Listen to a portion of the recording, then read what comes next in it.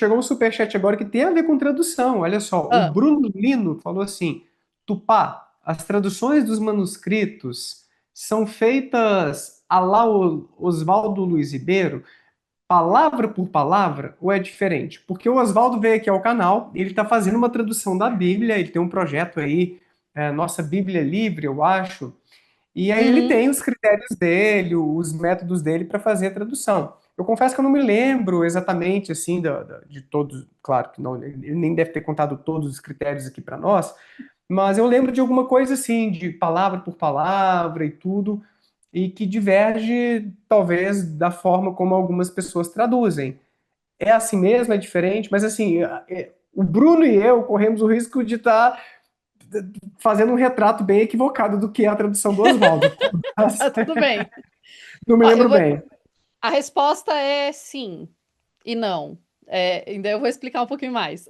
Porque assim, tem muita gente que trabalha com os manuscritos do Mar Morto. Não existe a forma oficial e correta de traduzir os manuscritos do Mar Morto.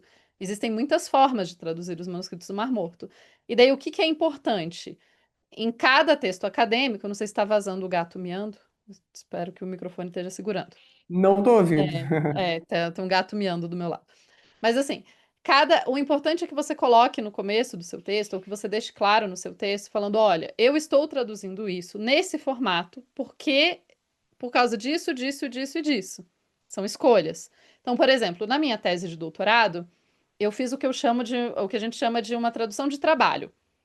Eu traduzi palavra por palavra e daí, gramaticalmente, daí você vai olhar a gramática, você vai avaliar. Uma coisa que é muito comum a gente fazer nesse tipo de tradução é olhar todos os outros textos daquele mesmo período que usam aquela mesma palavra para decidir quais são as possibilidades de tradução daquela palavra. Eu gastei um bom tempo nisso. Inclusive, tem dicionários específicos que são diferentes dos dicionários que a gente usa normalmente. Tem, por exemplo, o dicionário do Antigo Testamento. Ele é um dicionário em que você vai ter o verbete, aí você vai ter todas as passagens em que esse verbete aparece, aí você vai ter as diferentes traduções dessas passagens, aí você vai ter um debate sobre como que essa palavra, a partir dessas traduções e a partir dessas coisas, como que essa palavra pode ser entendida, e daí vai falar sobre, tipo, na língua tal, que é próximo, enfim, páginas e páginas, cada verbete, sei lá, pode ter 20 páginas um verbete, uma palavra, né?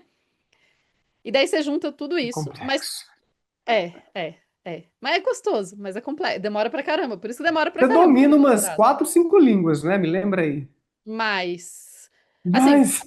que eu leio, é porque eu não falo várias línguas. Eu leio Ah, várias tá. línguas, é diferente, né? Uhum. Mas eu leio hebraico antigo, um pouquinho. O aramaico não é tão bom, grego clássico, latim, essas assim. Fora isso de línguas modernas, eu leio italiano, alemão, português, francês, essas coisas assim, espanhol. Como é que cabe isso tudo aí? Inglês. Não sei, não sei. Mas Cara, assim, eu para o leio, gente, não quer historiador é dizer que eu falo. importante, né, ter esse repertório linguístico, né, Tupá?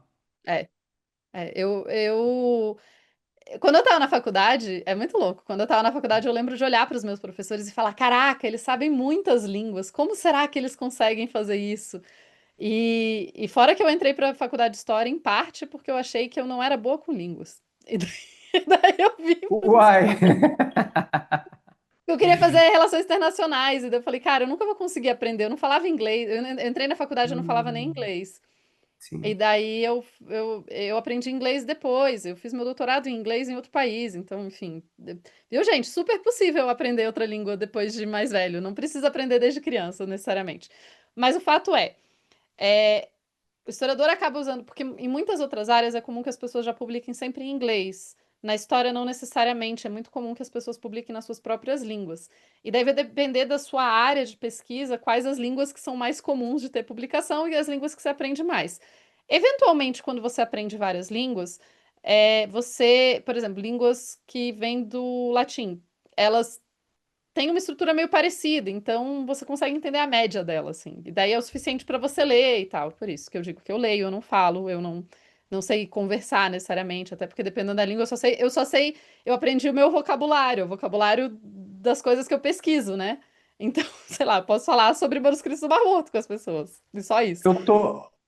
Isto sou eu ali lendo os meus textos em inglês, 95%, só uns 5% em português, porque a maior parte da literatura é internacional mesmo, a Uhum. literatura científica e tudo.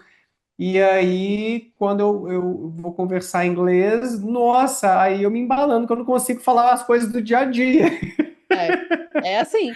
Não, Caramba! hoje em dia meu inglês é fluente, mas eu lembro até, Aham. especialmente apresentar em conferência, eu lembro uma vez um colega, né, que eu conheci na conferência, ele falando assim, ele falou, Tupá, eu achei inclusive meio deselegante da parte dele, mas ele falou, Tupá, é muito doido, porque você tá aqui conversando comigo fluente, aí você começa a falar, porque você tá falando em público, né?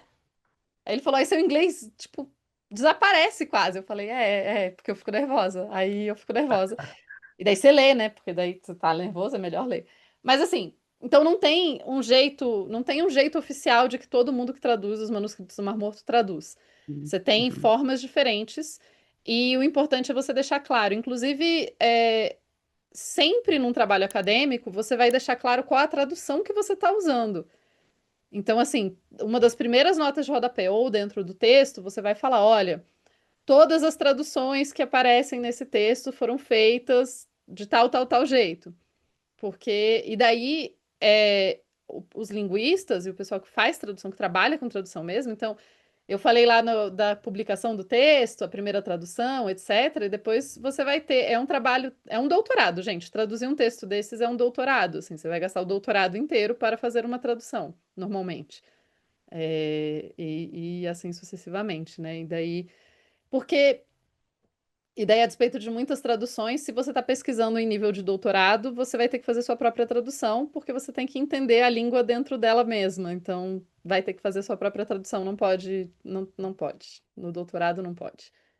Mas na vida Caramba, real pode, gente. No dia a dia pode. Pode ler tradução, tem várias traduções. Tá tudo bem. Só lembre que tradução é complexo. nossa, nem me fale. Mas legal demais. Inclusive, eu voltei para as minhas aulinhas de inglês. Pausei agora, porque mudamos de casa, os gastos estão lá nas alturas, Ah, então sim. contenção, contenção. Mas voltarei para as aulinhas de inglês daqui a pouco, porque não dá para ficar só com o inglês acadêmico ali, não. Eu estou querendo me virar mais, sabe? E a gente Talvez, esquece, gente. não é? A gente esquece. Vai Talvez o enferrujando. quê? Talvez até começar um projetinho aí de um canal em inglês. Tô Muito bom. pensando na Muito bom. Quem sabe? possibilidade. Vamos ver, vamos ver. Tô pensando. Mas Mas, Tupá, precisa treinar. Língua é um negócio que precisa treinar sempre.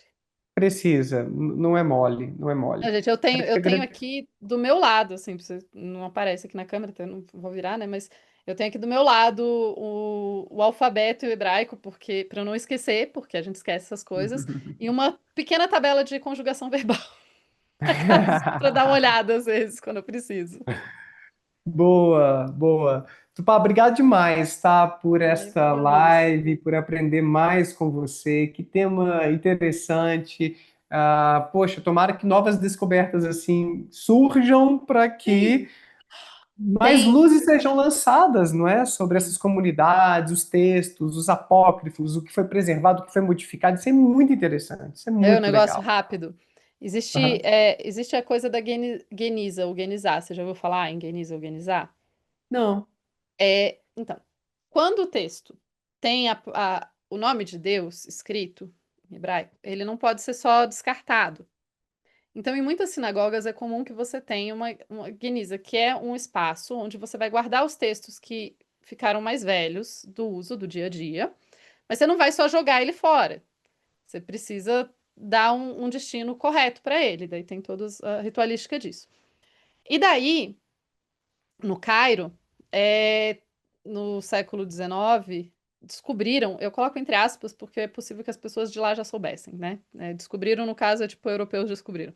Mas, assim, a gente ficou sabendo da existência de uma Geniza, que é conhecida como a Geniza do Cairo. E ela tipo, são textos mais ou menos, acho que do século III ao século IX, assim. E daí tem um monte de texto caótico, e isso tudo foi sendo guardado e não foi feito os processos de descartar, e daí meio que alguém fechou, deixou a parede lá, E daí, tipo, meio que o pessoal sabia que tava lá, mas ninguém ligava, porque era um negócio que tava lá, sei lá, 300 anos, em whatever, uns textos velho. E daí, eventualmente, a gente foi estudar, e é muito legal, tem muita coisa fantástica na Guinness do Cara. E daí, isso é uma teoria também, ó, duas teorias que eu não falei, só muito rápido, sobre os manuscritos do Mar Morto. Existe a teoria de que eles eram textos que não estavam mais sendo utilizados pela comunidade, por isso guardados, e que já tinham um certo uso, talvez. E existe a teoria de que não, é, na verdade, a biblioteca do Templo de Jerusalém, que eles trouxeram para o deserto quando fugiram dos romanos. Isso é uma teoria também.